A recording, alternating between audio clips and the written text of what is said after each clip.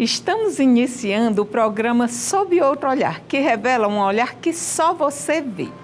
O programa acompanhou a 10ª Mostra Cinema e Direitos Humanos no Mundo, que aconteceu de 23 a 28 de novembro no Teatro do Boi. Foram exibidos 40 filmes gratuitamente sobre diversos temas de direitos humanos. A mostra foi um sucesso de público e culminou com um debate interessante sobre os direitos humanos e a arte do audiovisual. No quadro Eu Vejo Assim, vamos ver a opinião do público da mostra. Nossa repórter Bárbara Miranda fez a cobertura do evento e entrevistou vários convidados no quadro O Olhar que Quase Ninguém Vê. O quadro Olho Mágico traz uma entrevista com Hortência Mendes sobre a mulher e a mostra de cinema. O Olho no Olho mostra o que aconteceu na roda de conversas sobre os filmes Sandrine e A Queima-Roupa. O quadro Meu Olhar Cultural traz a força da arte através da Orquestra Infanto-Juvenil Música para Todos, do Grupo Afrocultural Coisa de Negro e do Grupo Ilê Axé Oxaguian. No quadro Olho no Olho temos a roda de conversas com Clarice Gossi, coordenadora nacional de Educação em Direitos Humanos, doutora Angélica Coelho, da Comissão de Direitos Humanos da OAB Piauí, Sônia Terra, da Superintendência de Relações Institucionais e Sociais do Governo do Piauí, Igor Sampaio, defensor público do Estado do Piauí, doutora Sueli Rodrigues, professora de Direito da Universidade Federal do Piauí, e Mauricéia Neves, gestora da Secretaria Municipal do Trabalho, Cidadania e Assistência Social, SENTICAS. Antes de iniciar a roda de conversas, vamos ouvir o que as pessoas falam sobre a mostra no quadro Eu Vejo Assim.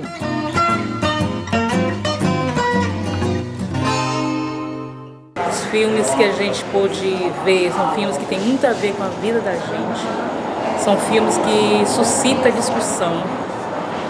E também um desafio para a gente, né? Estar sempre enfrentando a questão de direitos humanos como algo que tem a ver com a vida da gente. Então, a minha avaliação que faço dessa mostra, da 10ª Mostra de Cinema e Direitos Humanos, para mim foi positiva. E vejo assim que, devido a temática ser algo que tem muito a ver com a nossa vida, a nossa existência, o nosso envolvimento em movimentos sociais, é sempre interessante estar investindo em atividades e ações assim, que levam as pessoas a pensarem sobre a sua própria vida e sobre as melhorias, né, que a sociedade pode ter através dessa discussão e do enfrentamento das questões que violam os direitos humanos. Esse filme que eu vi agora, que fala a respeito dos desaparecidos da ditadura, né? E que depois de passam-se anos, dá até 30 anos já de tudo isso, e as pessoas não terem qualquer resposta a respeito dos seus parentes, dos seus desaparecidos políticos. Fora que pensar em tortura é uma coisa que parece muito longe da gente, mas é muito próximo até hoje, né? Talvez não nossa realidade aqui, mas no país continua sendo uma prática, a violência ainda é uma prática. E a gente precisa, sim, estar levantando os olhos para isso, não fingir que só porque não existe, muito pelo contrário. A gente fica muito tocado com as temáticas que são apresentadas, né? Sempre muito boa organização, né? A extensividade da proposta da atividade. E assim, a gente vir e assistir o cinema, o filme, para a gente poder refletir de fato sobre a nossa realidade. São filmes que tocam em questões que são contemporâneas, não são coisas antigas que se passaram, que se acabaram, não. A questão do direito humano está presente no nosso cotidiano, então a gente tem que vir assistir os filmes com essa proposta. Então assim, 10º ano, como o Solange falou há pouco, que venha o 11º e a gente continua insistindo em manter o nosso direito humano vivo no dia a dia. A mostra ela funciona como um meio de divulgação dos direitos humanos, do direito da pessoa com deficiência, do negro, da pessoa homossexual. Então, é importante que haja essa divulgação dos direitos, porque às vezes as pessoas não têm consciência do direito que elas têm. E a mostra, ela divulga ela esclarece, ela é uma forma, uma porta, né, para que essas pessoas possam ter acesso a esse direito que as resguarda. Estou muito feliz com a 10ª Mostra, venho acompanhando já de muito tempo a Mostra de Direitos Humanos e novos filmes, homenagem à própria mostra, filmes impactantes. Fiquei muito feliz com o filme de Cuba, né? Numa escola de Cuba. Gostei do filme de Singapura. Fiquei muito impactado com o filme que relatou a questão da violência nas favelas do Rio de Janeiro. Então estou muito feliz que a mostra tenha vindo novamente, né? Teresina participando desse circuito. E já estamos aqui esperando a 11ª mostra. Parabéns aos organizadores em nível nacional e local. Sensacional!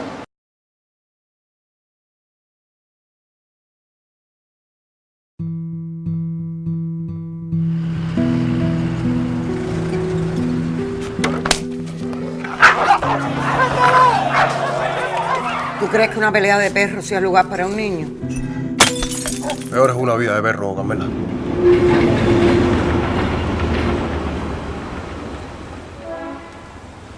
Buenas. Pero eso es algo que no decide solo usted, Carmela. El día que yo no decida lo que pasa en mi clase, Profe, todavía no nos ha dicho si es verdad que se jubila. hasta ese día soy maestra. Oye, lo que pasa aquí...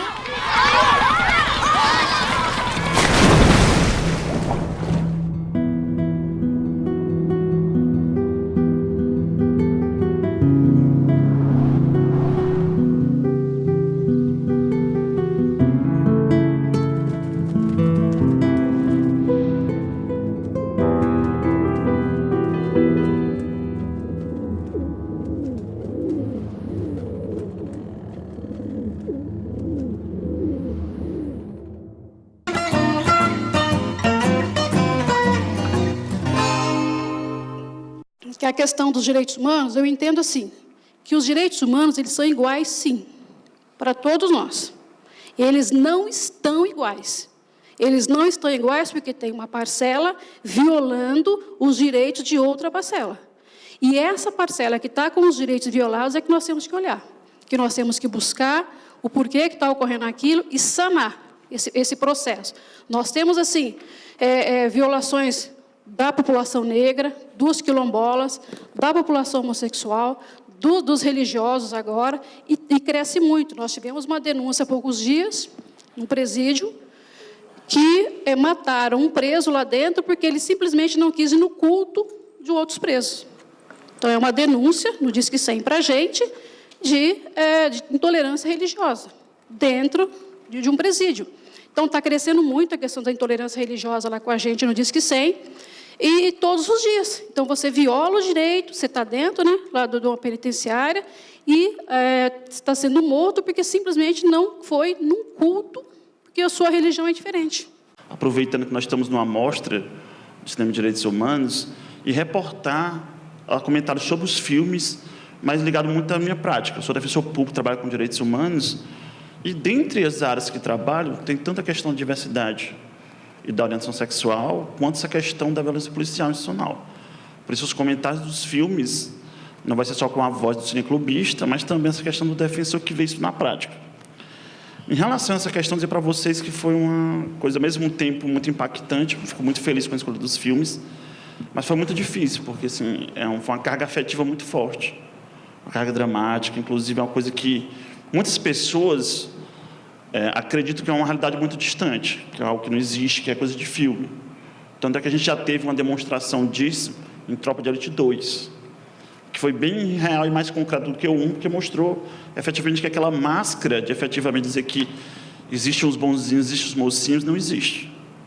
Em relação à questão do Sandrinha, até um pouco rápido, foi interessantíssimo o filme, até a surpresa, que todo mundo ficou surpreso, para mostrar, parafraseando um pouco o Shakespeare, assim, essa questão de as relações afetivas, nossos arranjos sexuais, estão para além da que a nossa filosofia possa compreender.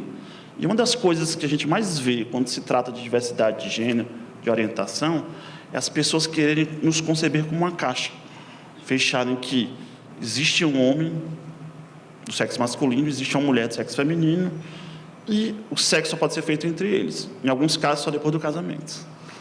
E nesse sentido, a gente percebe que o filme, apesar de curto, mostra, ao mesmo tempo, ela agindo normalmente com suas atividades, era professora, tinha trato, inclusive com adolescentes. E o fato de ser uma mulher trans, em nenhum momento modificou a categoria dela como professora. E é isso nos pontos que a gente vê muito no dia a dia, que eu sempre, quando discuto questões de gênero e orientação sexual, digo que é um problema que a gente faz um estigma, em que a pessoa se despersonaliza e vira o que estiver fazendo ligado à sua orientação sexual. Por exemplo, um professor não é um professor, é um professor gay. É um político gay. Sempre assim está. Enquanto o heterossexual não é rotulado e não é avaliado o seu papel social desempenhado pela sua sexualidade, uma sexualidade diversa é totalmente rotulada. É como se efetivamente assim, aquilo fosse mexer com toda a vida, toda a credibilidade social dos papéis exercidos por essas pessoas. Foi interessante mostrar que no dia a dia, como acontece. Nós somos, além da nossa orientação sexual, além da nossa orientação de gênero, no sentido de dizer que nós somos pessoas, como a Mauricélia bem falou, essa questão.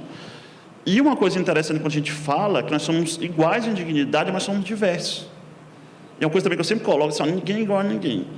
Quando você começa assim, a questionar e discriminar, ter preconceito com o outro, você está dando margem para que ele faça a mesma coisa.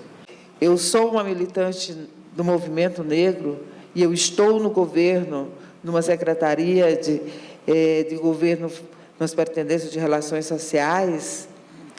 Nós lá lidamos com os movimentos e sabemos que, por mais que o governo tenha avançado ao longo desses anos, porque é um governo que vem realmente dessa origem, mas não conseguiu, de fato, não é, ainda fazer com que essa violência ela seja, pelo menos, minimizada.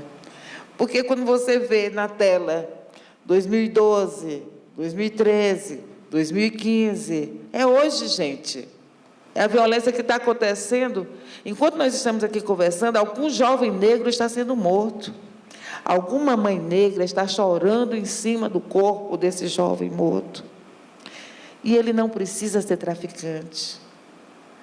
O simples fato dele ser um jovem negro na periferia, numa favela, ele já é suspeito. Ele já tem a sua vida condenada.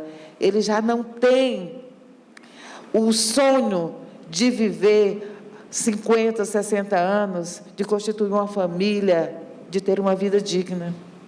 Hoje, quem comete crime é a minoria da população. Hoje, direitos humanos está relacionado também à minoria de pessoas. E a gente acaba que a gente não observa esse lado. Quem está lá na penitenciária é uma minoria da nossa população. Então, a gente não observa esses detalhes. Tudo bem, traz medo. Mas o maior problema que eu vejo numa questão institucional, vendo pelo lado jurídico, é a falta de fiscalização e a má gestão. Hoje, eu vejo que nós não sabemos administrar. Hoje, por exemplo, no Piauí, temos 3.600 presos. Hoje, o Estado do Piauí não consegue administrar 3.600 presos. Há algo errado. E um outro ponto é a questão da minoria. Hoje, uma pessoa que é do sexo masculino, que se apresenta se identifica como sexo feminino, hoje aqui no Piauí nós tivemos um grande avanço na questão do nome social. Um terceirizado hoje pode ter o seu crachá de identificação, toda essa identificação com o seu nome que ele se identifica, que no caso é uma mulher. É uma minoria, mas a gente acaba não percebendo o lado dessa minoria. Qual é o sentimento dessas minorias? Nós, às vezes, abrangemos direitos humanos de uma forma bem ampla, mas eu vejo que, institucionalmente, temos o problema de má gestão e fiscalização. Políticas públicas existem, são lindas, são perfeitas, mas quando não há uma gestão, não há uma fiscalização, todo aquele trabalho feito em volta da educação de direitos humanos, da fiscalização, da busca desses direitos garantidos à minoria, não existe. Então, para concluir a minha fala, eu observo que hoje nós vivemos uma crise democrática, que é a crise obtida de que nosso Estado, nós estamos buscando muitos direitos. Ok, tivemos uma ditadura, onde tivemos várias atrocidades, continua-se havendo outras atrocidades, mas quando a população perceber que nós temos direitos, mas também temos deveres, os nossos direitos vão ser realmente efetivados. Mas hoje eu vejo, infelizmente, que nós só estamos gritando por direitos. No próximo bloco, Bárbara Miranda entrevista Ricardo Faville e Nonato Lima no quadro O Olhar que Quase Ninguém Vê.